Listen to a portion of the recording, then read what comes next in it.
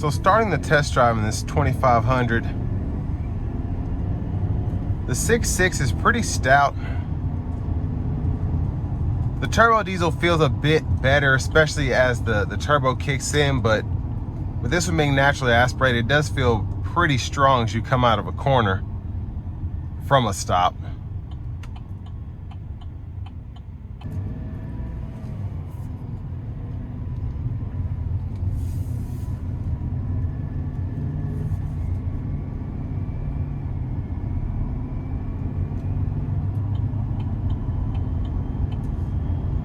I'm going to try to give it a pull getting on the interstate here if I can.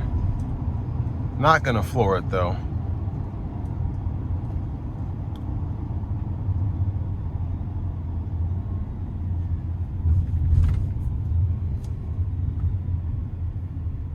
Here we go.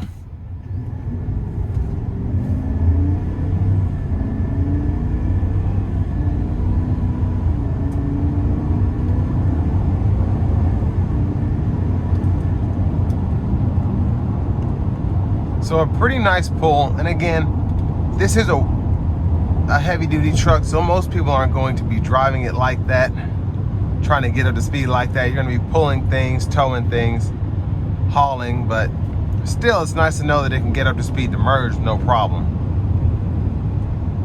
Now I want to give one more big thanks to Chevrolet Buick GMC of Murfreesboro here in Murfreesboro, Tennessee for allowing me to review this truck today. I'll leave a link below in the description. If you're looking to find the best price on one of these closer to home, click that second link down below. It takes just a minute to fill out your information, and I'll make sure the local dealers are fighting to get you the best price on this or whatever new vehicle you might be interested in. Now, when you're not hitting bumps in these things, they actually ride pretty well. It's still a longer wheelbase. It's a full-size truck. You're up pretty high, so it's not overly stiff, if that makes sense. When you do hit bumps, you feel them.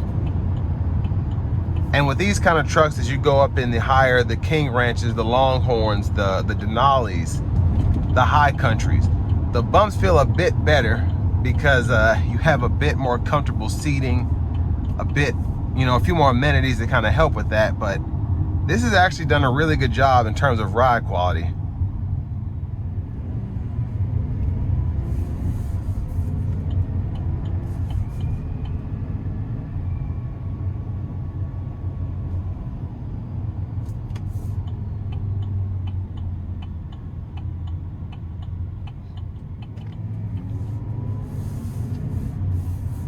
Now, in terms of the value here, it's $57,000. I mean, it is a double cab, so that's kind of a letdown for me, but you get four-wheel drive, the longer bed to fit more stuff back there. It's a higher payload.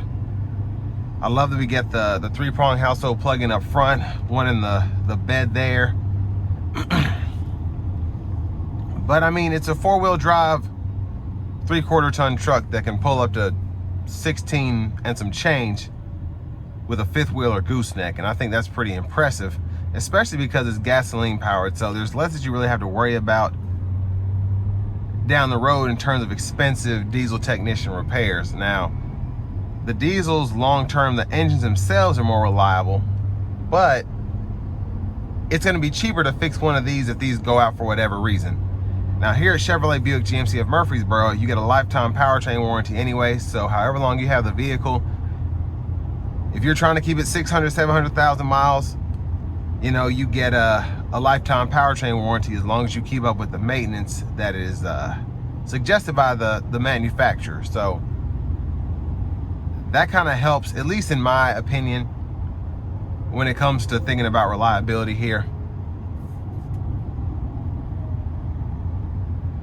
You also get the 10-speed Allison anyway, so whether you get it in the gas engine or the diesel, you have that reliability as well, that reputation. And honestly, these 6.6 gas engines, I've seen them in a lot of the newer 2500, 3500s, whether you're talking about the express vans, the Savannah vans, or these heavy duty trucks from Chevy and GMC, and they have a pretty good track record so far. I'm actually thinking about getting a conversion van, and I'm debating if I want to get a 1500 with the 5.3 or get a newer 2500, 3500 that either has the 6.0 V8 or the 6.6 V8. And you know, those just have really good track records in terms of reliability. You see a lot of those vans and those trucks getting 300, 350,000 miles easy, and then somebody's trying to sell it to the next person. So, I mean, a solid truck regardless, and I think it's ready to work. So, all that being said, this will bring me to the end of my review of this 2026 GMC Sierra 2500, and this one is in the Pro trim level.